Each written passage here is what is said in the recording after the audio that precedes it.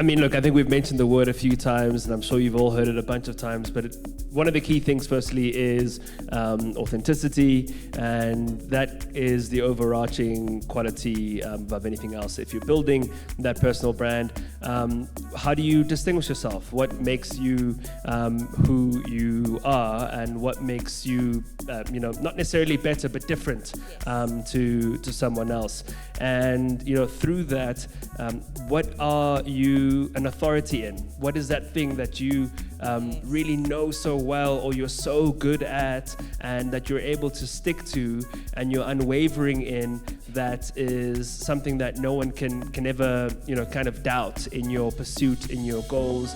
One of the things I always used to grapple with as a kid is, I'd ask I think I was 7 years old, I asked my parents, I heard some adults say, it's not what you know, it's who you know. And I had an innate problem with that. I was like, what does that mean? What does it's not what you know, it's who you know means? What if someone knows more than someone else, or they're better than someone else, or they have more merit than someone else, but they don't get a chance because they don't know the right people?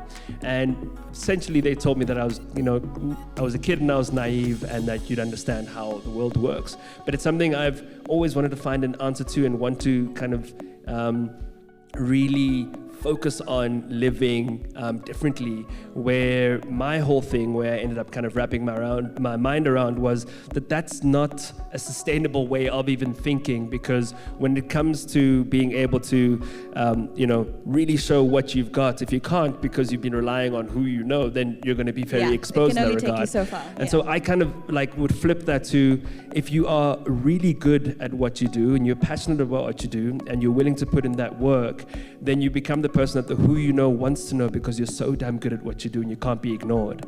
And I think that's a real good focus to have in what you do, because that's actually what will separate you and set you apart in the end.